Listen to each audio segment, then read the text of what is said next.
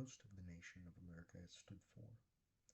It was the belief that you could start anew, find the freedom you always wanted, and achieve your own dream that you wished for.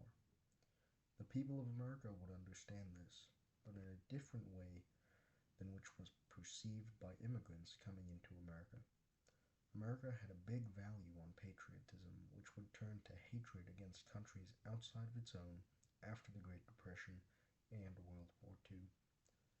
Mexican Americans were one of the big groups of immigrants who went to America searching for their dream, but were met with a rude awakening which would change their American identity. Mexican Americans were the victims of mass hate from Americans all along the southern bordering states throughout the Great Depression and World War II. They were met with pushback and prejudice from employers and everyday citizens alike.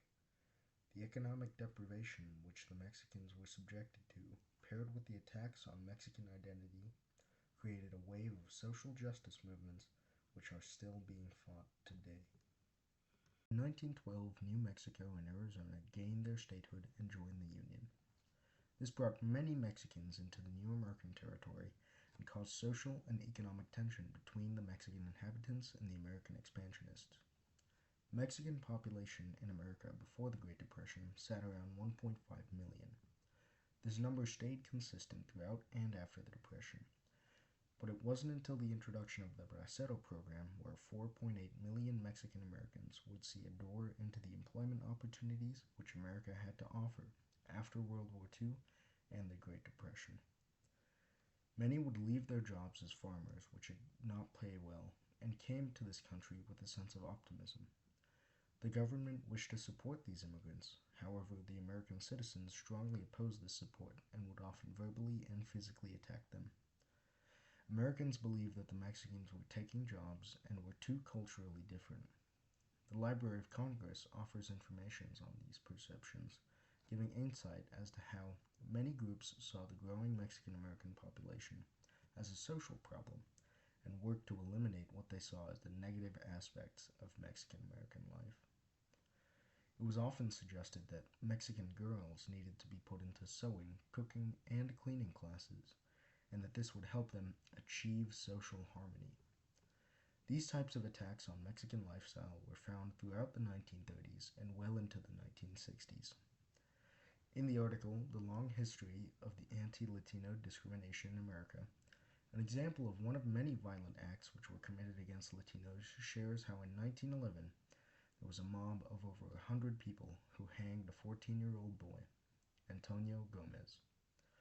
After he was arrested for murder, rather than let him serve time in jail, townspeople lynched and dragged his body throughout the streets of Thorndale, Texas.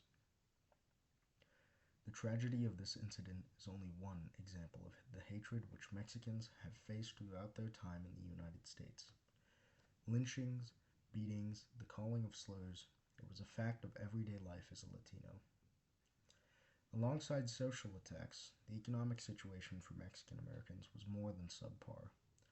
About 1.8 million Mexican Americans were mass deported from America back to Mexico because of favoritism towards whites who needed jobs during the Depression. As the Depression began and as the border crossed more and more Mexicans, the idea of succeeding in America became more forlorn. To many Mexican citizens, the definition of success was providing for their families.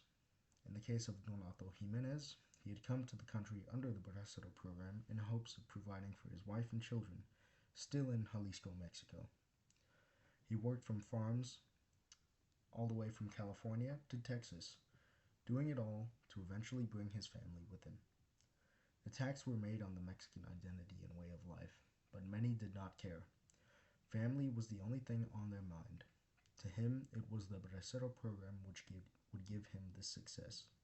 The Bracero program, which was created as a response to the aftermath of the economic plummet and the war, served as an opportunity for both success to Mexican Americans and the nation. The harsh treatment by the people of America who looked down on the foreigners rendered them a difficult time with their new jobs and life in the country. The perspective of success for Mexican Americans started falling towards failure. seen with the injustice and violent acts imposed on them, which were still being fought against by movements today. Their once hopeful attitudes began to oppress them, looming as only a thought of what could have been. Mexican Americans also needed to provide for their family directly, so they needed to go back to Mexico. However, many of these people couldn't go back and were manipulated to work more. In the case of Cruz Leon Martinez, who had worked in the Bracero program for many years, he recalls, Ahí bajaron a todos. Y cada patrón, pues hablar palabras medias sucias o lo que sea. Cada ranchero agarraba sus burritos y los que necesitaba. Yo necesito tantos, los bajaba. This description of the workers in the program describes them as cattle, less than human and easy to be domesticated. This was the attitude held by many Americans during the Depression and during the war. It wasn't until the end of the Bracero program, around 1964, when Mexican Americans began fighting for their rights, and even then, they were still attacked. The video, How Anti-American Racism in the LA Caused the Zoot Suit Riots, discusses the actions that would cause the racial tensions to rise, like the Bracero program. It would inevitably climax to the point where many Mexicans would be beaten on the streets, and justice would also take place as falsely accused Mexicans were tried as guilty, even though they were known to be the victim.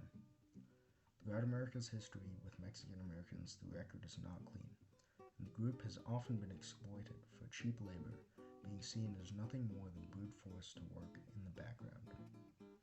Mexican Americans, they share these values when coming to the U.S. The issue was that Mexicans were exploited as a means of helping others achieve their American dreams.